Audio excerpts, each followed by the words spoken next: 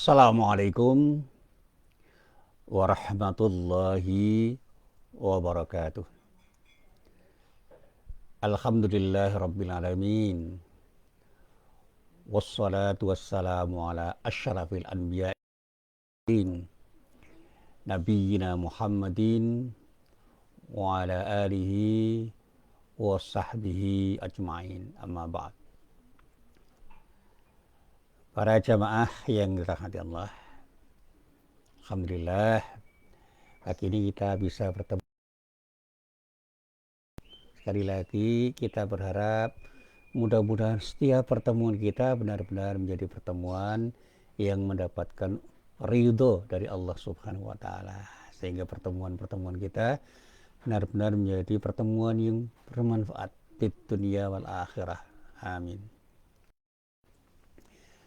Para jamaah yang dirahmati Allah, hari ini saya ingin melanjutkan kajian yang kemarin. Para ulama mengatakan di dalam berdoa dan dalam beribadah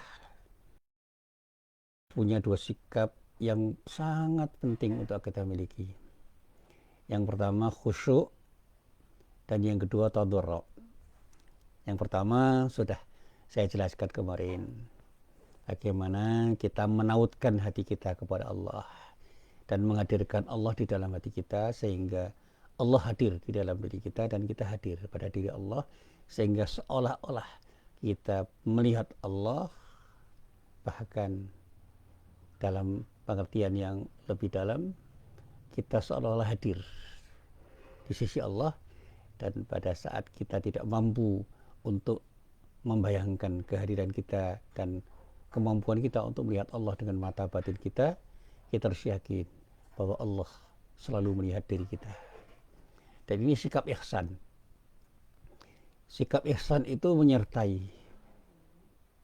menyertai sikap khusyuk kita di dalam beribadah, sehingga orang yang punya sikap ihsan insyaallah untuk menjadikan dirinya khusyuk di dalam beribadah, termasuk di dalamnya ketika berdoa, itu akan lebih mudah. Karena dia beribadah kepada Allah bukan karena kewajibannya atau bukan karena kebutuhannya saja, tetapi benar-benar karena cintanya kepada Allah, sehingga benar-benar dia hadir bersama Allah ketika dia berdoa dan bahkan beribadah kepada Allah.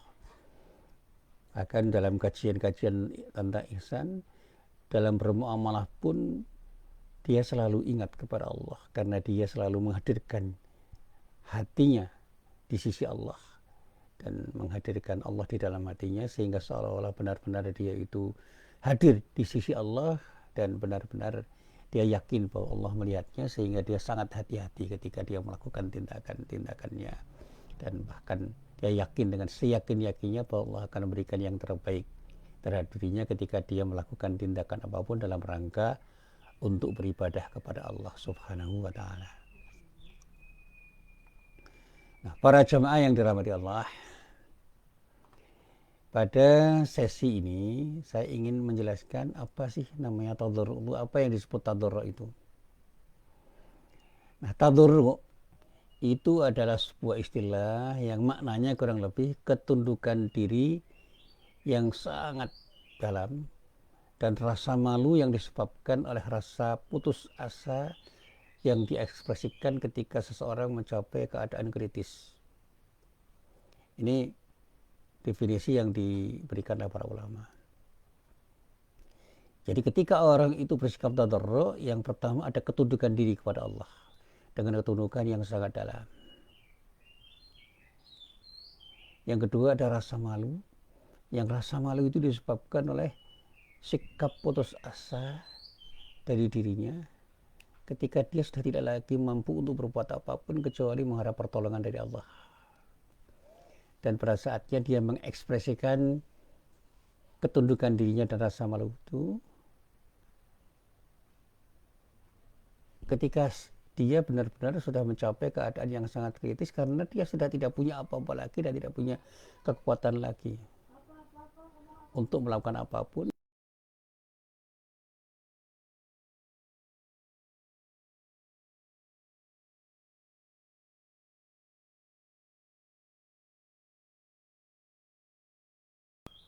punya sikap tadarruk kepada Allah. Yang kemudian karena tadarruknya itu muncul sikap tawakal kepada Allah. Nabi Musa, Nabi Ayub, dan para nabi yang lain. Dan bahkan ketika kita belajar sirah Nabi Muhammad SAW, sikap tadarruk itu benar-benar hadir pada diri Nabi Muhammad SAW.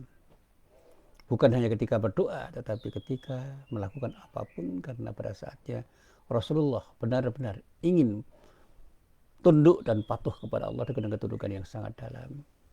Dan pada saat dia sudah pada posisi yang tidak mungkin dia selamat dari kejaran orang-orang kafir, misalnya pada saat dia dikejar orang kafir dan bersembunyi di Gua Thur, Abu Bakar sudah pada posisi sangat takut. Rasulullah mengekspresikan ketundukan dirinya yang sangat dalam dan rasa malunya yang disebabkan oleh rasa putus asanya untuk tidak hanya sekedar diam tetapi berharap pada Allah. Dia betul-betul sadar ini adalah keadaan kritis. Hanya pertolongan Allah. Hanya pertolongan Allah. Sekali lagi hanya pertolongan Allah yang bisa membuat dirinya, menjadikan dirinya selamat dari kejaran orang-orang kafir. Nah, para jamaah yang dirahmati Allah, saya kutip misalnya Imam Ahmad bin Hanbal ketika menjelaskan tentang sikap tadarruk itu, beliau mengatakan begini. Bayangkan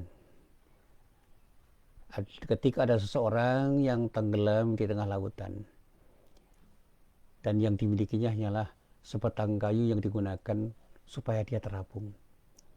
Ia menjadi semakin lemah dan gelombang air asin di laut itu mendorongnya semakin dekat pada kematian.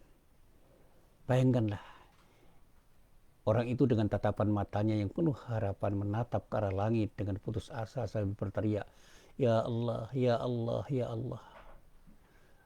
Bayangkanlah betapa putus asanya dia dan betapa tulusnya ia meminta pertolongan Allah. Dan itulah yang disebut dengan tadarruk di hadapan Allah. Nah, para jamaah yang dirahmati Allah, para rasul, para nabi pernah mengalaminya. Dan bahkan ketika di masa Rasulullah mengalaminya. Saya membayangkan pada saat perang Badar, tanpa sikap tadarruk, mana mungkin Rasulullah berani mengajak orang-orang Islam untuk melawan orang-orang kafir Quraisy yang secara fisik tidak mungkin dilawan. Kemampuan mereka berperang lebih baik daripada orang-orang Islam. Perhitungan di atas kertas nggak mungkin orang Islam menang. Dan inilah yang juga kemarin saya jadikan sebagai joke ketika orang bercerita tentang Palestina. Orang Palestina melawan penjajah dengan senjata yang menurut perhitungan manusia itu sangat remeh-temeh dibandingkan senjata yang dimiliki oleh pasukan Israel. Dalam bacaan saya, Palestina itu nggak punya tentara. Yang ada adalah milisi-milisi atau laskar-laskar lah sekarang yang disebut. Ada laskar-laskar seperti yang sekarang sedang terkenal itu Hamas. Dan mereka itu punya persenjataan yang sangat sederhana menurut ukuran persenjataan modern. Dan mereka punya keberanian untuk melawan orang-orang yang pada saatnya memang dianggap orang banyak sebagai kekuatan yang tidak mungkin dikalahkan dengan senjata yang dimiliki Hamas dan orang-orang yang mendukungnya. Tapi karena orang Palestina itu terjajah, mereka berani. Dan ini yang selalu saya katakan kepada teman-teman. Kenapa saya dan teman-teman peduli terhadap orang-orang Palestina itu bukan karena kita ingin berperang, tapi kita bersimpati betul terhadap orang-orang yang terjajah. Sehingga tidak perlu kita menjadi orang Islam untuk menyumbang ke Palestina. Kita hanya perlu menjadi manusia yang sadar akan kemanusiaan kita untuk mau bersimpati kepada orang-orang Palestina yang sedang terjajah oleh penjajah yang sangat kuat. Yang saya katakan Israel itu negara yang sangat kuat dan bahkan menguasai tidak hanya Palestina dan utamanya Gaza, tetapi bahkan di negara-negara Muslim pun Israel sudah merajalela menguasai orang-orang yang sudah menjadi kata kunci orang yang akan bisa mengambil keputusan. Jadi key personnya sudah dipegang. Mereka punya kekuatan lobby yang luar biasa. Mereka punya kekuatan intelijen yang luar biasa, mereka punya dukungan yang luar biasa, kekuatan militernya luar biasa, kekuatan medianya luar biasa, kekuatan uangnya luar biasa, dan banyak hal yang diperlukan untuk berperang itu dimiliki oleh Israel. Semua dimiliki. Yang mungkin tidak dimiliki hanya satu, keberimanan kepada Allah Subhanahu wa taala. Dan oleh karena itu jangan bicara tentang bagaimana mereka itu beribadah kepada Allah.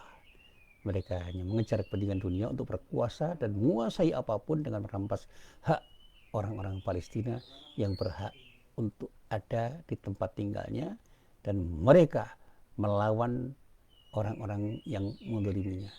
Sehingga ketika saya itu ditanya oleh orang, saya katakan saya bersimpati pada Palestina itu bukan ingin berperang, tapi kasihan karena ada orang-orang yang terdolimi yang harus saya bantu. Dan saya ingin menyadarkan orang-orang yang mendolimi, jangan sampai begitulah. Hei bangsa Israel, hei orang-orang Israel, hei para pejabat Israel, ketuk hatimu untuk sadar, jangan sampai kau dolimi orang-orang Palestina.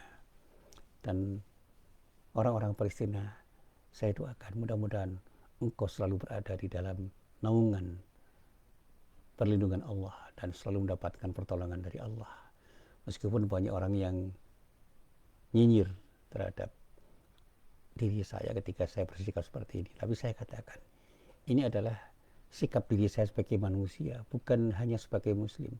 Saya sebagai manusia terketuk hati saya untuk peduli terhadap Palestina dengan segala macam hal yang bisa saya lakukan, termasuk di dalamnya berdoa untuk mendoakan mereka agar mereka benar-benar mendapatkan perlindungan dari Allah Subhanahu wa taala.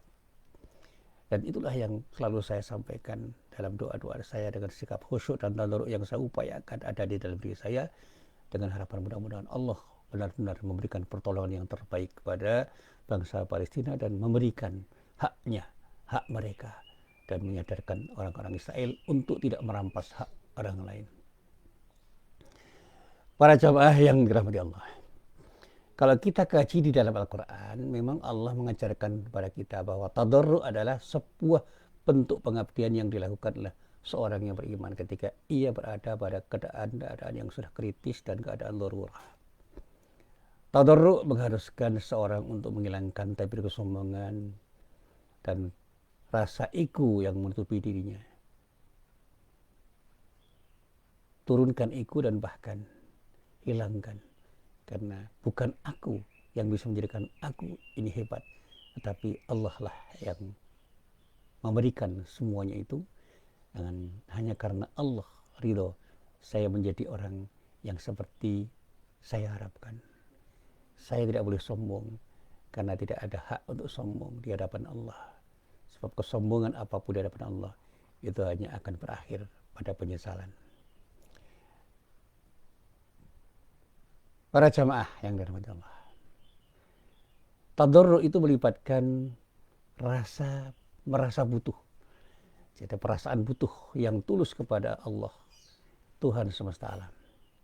Dan hal ini menunjukkan bahwa seorang itu telah menyadari betapa lemahnya dirinya dan betapa perkasanya Allah di hadapan orang itu. Dan terkadang ketika Allah melihat hambanya begitu tenggelam dalam kehidupan dunia, ia beri cobaan pada mereka agar mereka menyadari kelemahan mereka dan kembali meminta perlindungan Allah. Sekarang ini ada situasi pandemik dan orang merasa tidak mampu keluar dari situasi ini.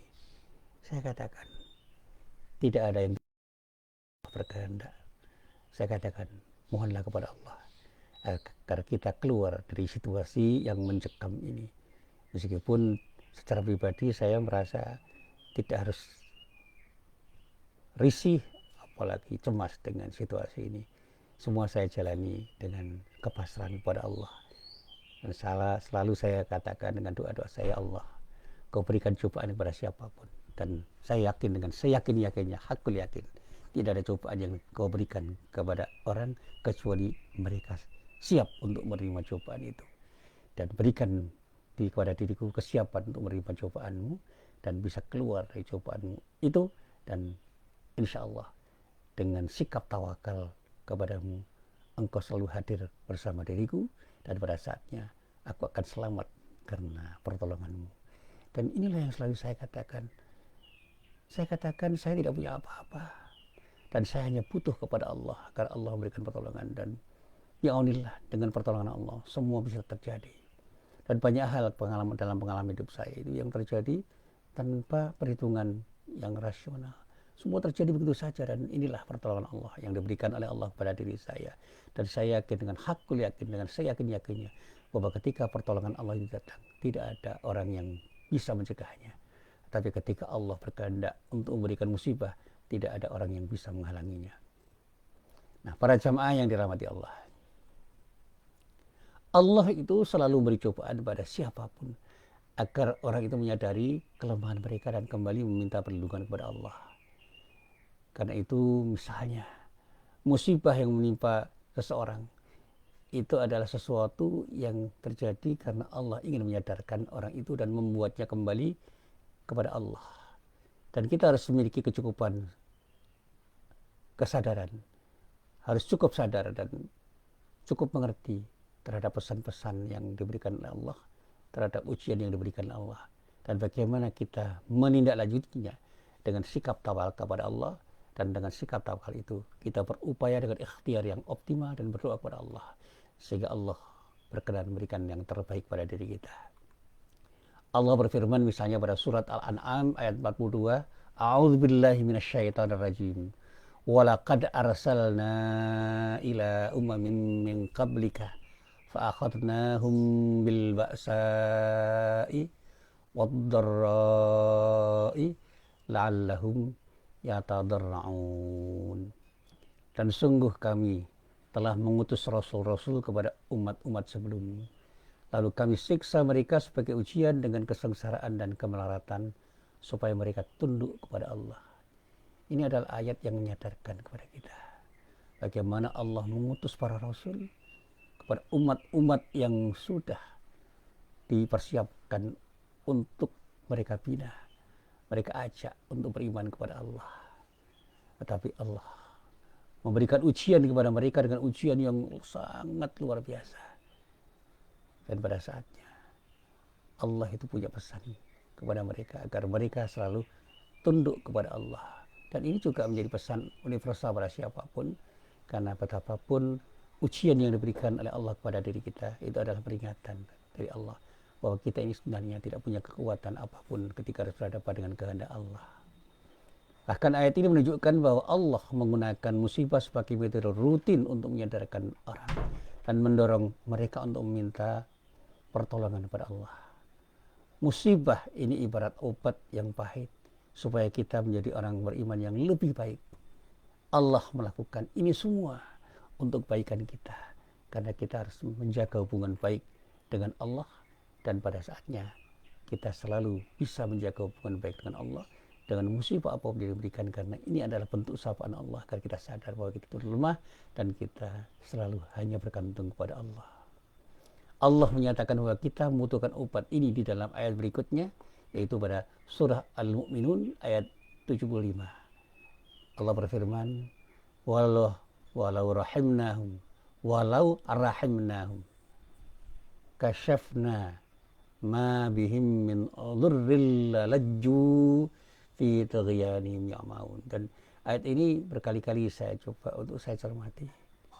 Walau, dan kalau sekiranya rahimnahum, kami memberikan rahmat, memberikan kasih sayang kepada mereka. Wa kasyafna ma bihim min dhurril lajju fi taghyanihim ya'maun. Dan kami hilangkan bencana yang ada menimpa mereka, niscaya mereka terus-menerus terombang-ambing dalam kesesatan mereka. Jadi kalau ada orang yang dalam bahasa Jawa itu ngelenter, tidak pernah mendapatkan musibah, tidak pernah mendapatkan ujian, orang itu mungkin tidak akan ingat kepada Allah karena dia merasa hebat. Tetapi begitu mereka mendapatkan musibah, mendapatkan ujian dari Allah, mereka tahu bahwa dirinya lemah. Saya pernah mengingatkan ada orang kaya yang agak pelit bersedekah dengan cara saya. Tentu saja saya tidak vulgar mengingatkan. Saya dalam sebuah pengajian mengatakan, mari kita sadari bahwa apa yang kita miliki itu bukan milik kita, itu titipan dari Allah. Kita kembalikan kepada Allah dengan zakat, dengan sedekah dan infak kita, dengan Harapan mudah-mudahan apa yang kita berikan itu akan mendapatkan balasan yang terbaik dari Allah karena sikap syukur kita. Jangan pernah kita mengatakan ini milikku. Tidak. Tidak ada yang betul-betul menjadi milik kita. Milik kita itu relatif. Semua itu secara mutlak adalah milik Allah.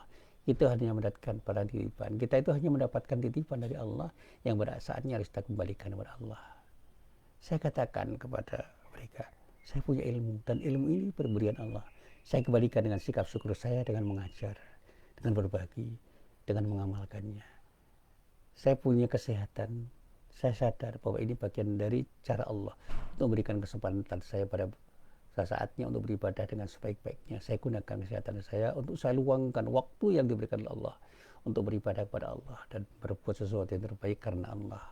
Dan pada saat saya punya uang, saya sadar ini titipan dari Allah. Saya kembalikan uang itu untuk saya belanjakan dengan niat karena Allah. Dengan cara apapun yang mudah-mudahan dengan cara itulah saya bisa menggunakan uang itu dengan cara yang sebaik-baiknya sehingga uang yang diberikan oleh Allah pada diri saya itu benar-benar uang yang bermanfaat di dunia wal akhirah. Nah, para jamaah yang dirahmati Allah, di dalam ayat yang lain Allah menyatakan falaula idz ja'ahum ba'suna tadarra'u walakin qasat qulubuhum wa zayyana lahumus syaitanu ma kanu ya'malun.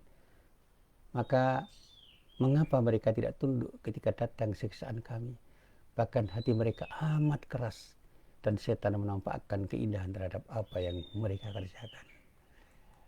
Para jamaah yang dirahmati Allah, ayat ini mengingatkan betul itu, bahwa Allah itu menyadarkan pada kita bahwa pada saatnya kita itu lupa kepada Allah.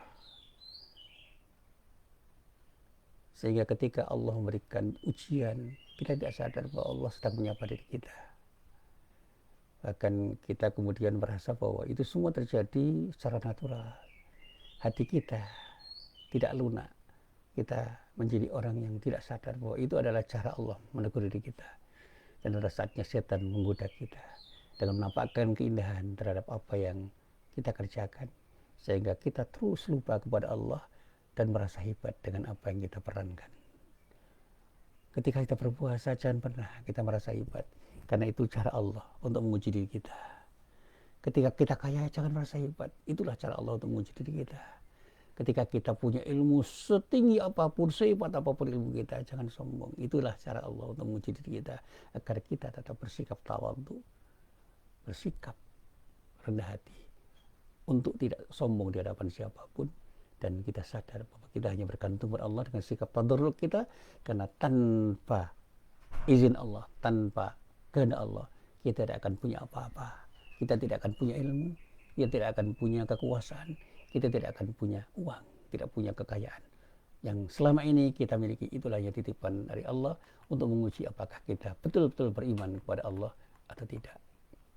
Nah, para jamaah yang dirahmati Allah, kita tidak boleh melakukan kesalahan seperti yang dilakukan oleh banyak orang. Dan jangan sampai kita menutup mata hati kita terhadap panggilan Allah untuk tunduk dan merasa malu kepada Allah. Kita tidak boleh membiarkan setan menipu diri kita untuk percaya bahwa permasalahan kita tidak ada kaitannya dengan hubungan kita dengan Allah. Seolah-olah semuanya berjalan natural, termasuk di dalamnya ketika kita dalam situasi pandemik ini. Kita yakin dengan seyakin-yakinnya dengan penyelesaian-penyelesaian yang secara teknis, medis, dan dengan ilmu yang kita miliki semua akan bisa selesai. Jangan sombong.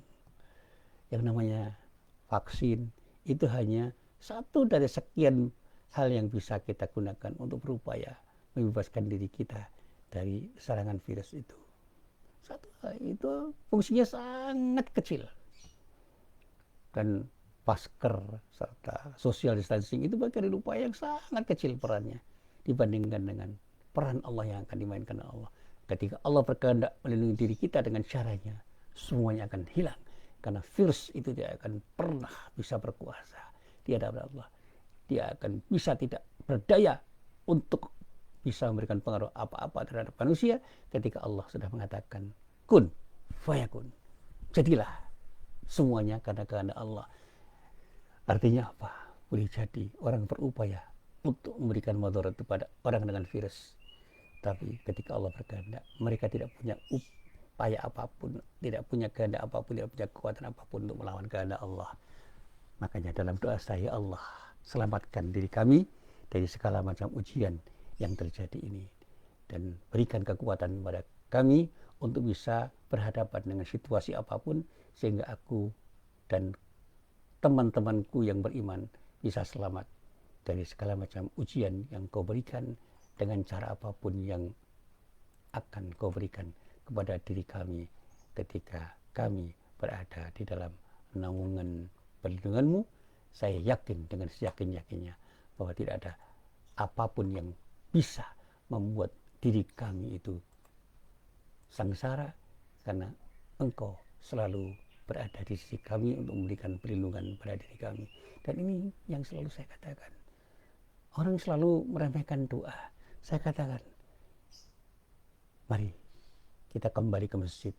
Mari kita beribadah kepada Allah. Dekatkan diri kita kepada Allah. Kalau kita yakin ada klaster tempat wisata, klaster pasar, klaster mall, kita juga bisa yakin bahwa ada klaster tempat ibadah.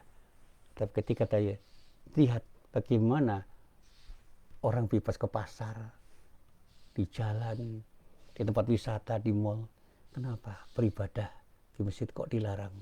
Bahkan sekolah pun dilarang. Padahal kita juga bisa membuat SOP untuk masjid dan tempat-tempat pendidikan, sehingga saya katakan sudah saatnya sekolah dibuka dengan SOP yang bisa kita lakukan. Kita berjalan dengan iman dan ilmu. Buka lebar-lebar tempat ibadah. Jangan takut. Karena ketika Allah berkehendak, semua akan terlindungi dan tidak ada satupun yang bisa menghalangi kehendak Allah. Para jamaah yang dirahmati Allah, saya juga pernah membaca sebuah ayat yang terangkai menjadi satu rangkaian ayat, yaitu pada surat Al-An'am ayat 63 sampai ayat 64. Di dalam ayat itu Allah berfirman, A'udzubillahi minasyaitonirrajim. Qul may yunajjikum min dhulumatil barri wal bahri tad'unahu tadarru'an wa khufyatan la in anjana min hadhihi lanakunanna minasyakirin. Qulillahu munajjikum minha wa min kulli karbin thumma antum tusyrikun. Katakanlah, siapakah yang dapat melepaskan kamu dari kegelapan bencana di darat dan di laut, yang kamu berdoa kepadanya dengan merendahkan diri dan dengan pelan. Sungguh, jika dia menyelamatkan kami dari bahaya ini, tentulah kami menjadi orang yang bersyukur. Katakanlah, Allah menyelamatkanmu dari mana? Dari bahaya-bahaya, dari segala macam perusahaan, dari segala macam hal yang membahayakan dirimu. Kemudian kamu kembali mempersekutukannya. Dan inilah teguran dari Allah. Ketika orang itu mendapatkan ujian, kemudian ujian itu hilang. Kadang-kadang orang lalu tidak ingat. Saya pernah dulu ketika di Jogja ada musibah gempa, luar biasa orang itu kemudian ke masjid, orang itu sholat dengan baik, orang itu mengadakan pengajian. Sekarang ini semuanya berubah. Banyak orang yang sudah lupa untuk ke masjid karena sudah tidak ingat lagi terhadap bencana yang pernah menimpa mereka. Alhamdulillah, mudah-mudahan ini tidak terjadi. Jadi tidak ada seorang pun yang akan bisa menyelamatkan diri kita dari kegelapan yang kita alami sekarang ini, kecuali apa? Keselamatan yang datang dari Allah. Namun sebelumnya kita harus menyeru dengan penuh ketundukan, dan saya yakin dengan seyakin-yakinnya, dan ikhtiar dan doa kita, dan diiringi dengan sikap tawakal, insya Allah semua akan bisa kita raih. Dan bagaimana kita mencapainya? Sekali lagi, mari kita hadirkan sikap tadarru. Dan bagaimana kita bisa mencapai sikap tadarru itu hadir di dalam diri kita? Kita perlu menyadari bahwa musibah besar yang menimpa kita saat ini, misalnya pandemi COVID-19, ketika anak-anak kita dihujani dengan informasi-informasi yang menakutkan, orang-orang pada takut, cemas, gelisah, dengan cara apapun mereka berbuat sesuatu yang pada saatnya orang-orang Islam pun kemudian kehilangan arah. Bahkan kemudian masjid-masjid sepi karena mereka takut karena musibah COVID-19 karena ke masjid. Dan saya bersama teman-teman mengatakan, ayo kita ramaikan masjid, jangan sampai masjid libur dengan cara apapun. Dan kita bermohon mudah-mudahan Allah menjaga diri kita agar kita selamat dari segala macam ujian yang diberikan oleh Allah kepada siapapun di dunia ini, karena Allah lah yang berkuasa untuk berkehendak. Saya katakan, jangan takut keluar rumah. Ayo kita keluar rumah, kita ke masjid, dan kita tunjukkan kepada orang bahwa di masjid kita akan dapat perlindungan dari Allah, tetapi dengan cara yang bisa kita lakukan dengan sebaik-baiknya. Memang saya banyak ditegur oleh orang, karena selama saya di masjid banyak sekali orang yang membuli saya, banyak orang yang menemui saya, banyak orang yang mengontak saya dengan WA saya dan kemudian mengatakan hati-hati. Saya katakan insya Allah. Makanya segala macam hujatan, segala macam bulian yang disampaikan kepada saya akan saya terima. Yang penting saya sudah berupaya seoptimal mungkin untuk mengajak orang-orang untuk mau kembali ke masjid dengan cara saya, dan mudah-mudahan dengan cara ini Allah ridho, karena ini adalah cara yang maksimal yang bisa kami lakukan. Meskipun dalam banyak hal orang mengatakan ini belum maksimal, saya katakan inilah yang bisa secara maksimal saya lakukan dengan harapan mudah-mudahan Allah ridho. Kita perlu menyadari bahwa musibah sebesar apapun datang dari Allah. Ketika kita itu diuji oleh Allah dengan ujian apapun, yakinlah bahwa itu semua datang dari Allah.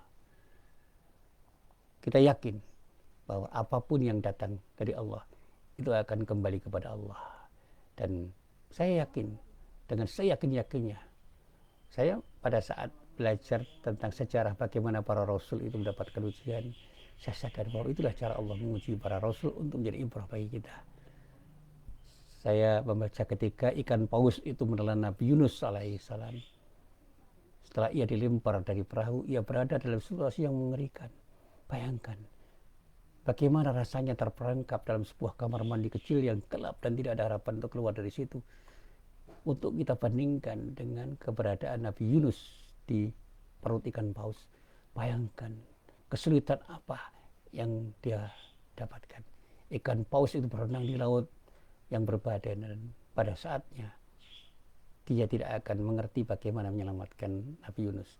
Bayangkan apa yang dirasakan Nabi Yunus alaihissalam, dan bayangkan bagaimana kemudian dia berdoa dengan penuh ketundukan, dengan sikap tadarru'nya, dengan mengatakan, Allah ilaha illa anta subhanaka inni kuntu minadh dhalimin. Sesungguhnya tidak ada Tuhan kecuali Engkau ya Allah, Maha Suci Engkau ya Allah. Sesungguhnya aku termasuk orang yang bersikap zalim. Dan dia sadari kezaliman yang dia lakukan karena dia lari dari tanggung jawab. Kemudian dia masuk ke laut dan kemudian ditelan ikan paus. Bayangkan seorang nabi sebagai contoh bagi diri kita, mengatakan pada dirinya sebagai orang yang bersikap aniaya, bersikap zalim. Lalu bagaimana kita seharusnya mohon kepada Allah? Bahkan saya pernah membaca tentang kisah perang Badar. Pada malam sepurung perang Badar, Nabi Muhammad SAW melihat bagaimana pasukan berhala, pasukan kafir menang secara jumlah dari mereka. Secara fisik, Rasulullah melihat pasukan orang-orang Islam itu akan kalah.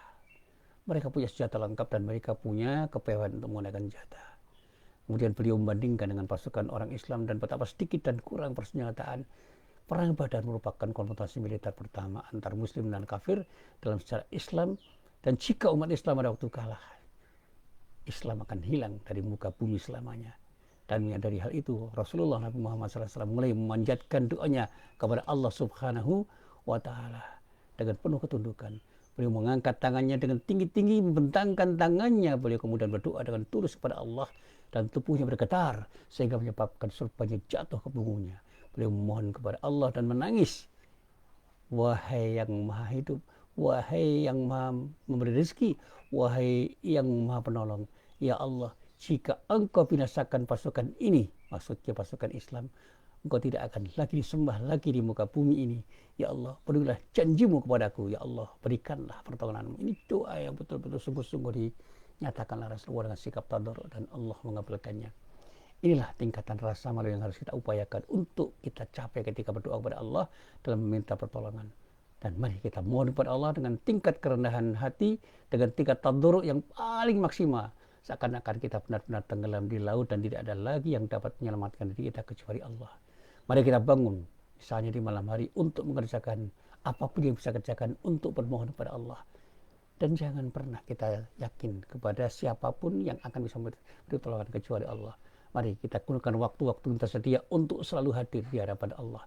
Mari kita bersimpuh di hadapan Allah, memohon pada Allah seakan-akan kita tidak akan pernah melakukan sebelumnya dan tidak akan pernah lagi bisa melakukannya, dan pada saat itu kita benar-benar optimal untuk bermohon kepada Allah. Kita berkumpul bersama-sama, melakukan bersama-sama, kita berdoa dengan penuh rasa hina bersama-sama dengan sikap tadarru. Kita menangis dan kita berlari menuju Allah bersama-sama semua orang yang ingin mendapatkan pertolongan Allah, mendapatkan pertolongan yang datang dari Allah. Kita mohonkan semuanya, mudah-mudahan dengan permohonan ini, permohonan yang kita mohonkan kepada Allah, Allah akan berkenan memberikan pertolongannya, memberikan perlindungannya dan petunjuknya agar kita selamat dari segala macam mara bahaya.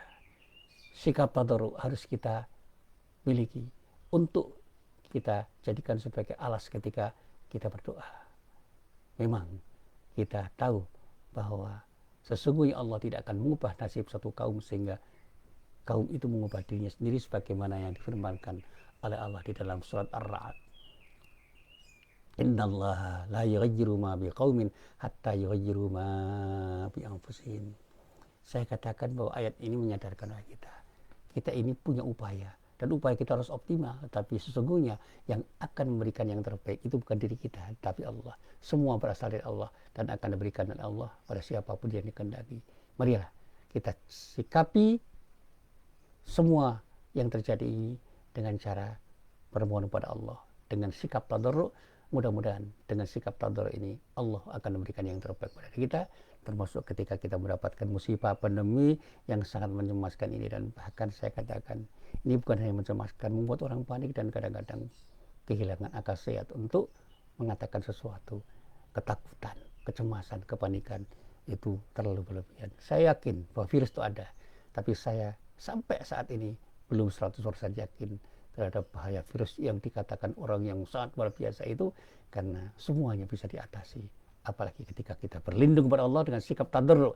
Ya Allah, berikanlah perlindungan kepada kami dari segala macam mara bahaya yang bisa terjadi pada diri saya, termasuk virus COVID-19 yang bisa membahayakan siapapun, dimanapun dan kapanpun. Para jamaah yang dirahmati Allah, inilah apa yang bisa saya sampaikan. Mudah-mudahan bermanfaat. Billahi taufiq wal hidayah. Assalamualaikum warahmatullahi wabarakatuh.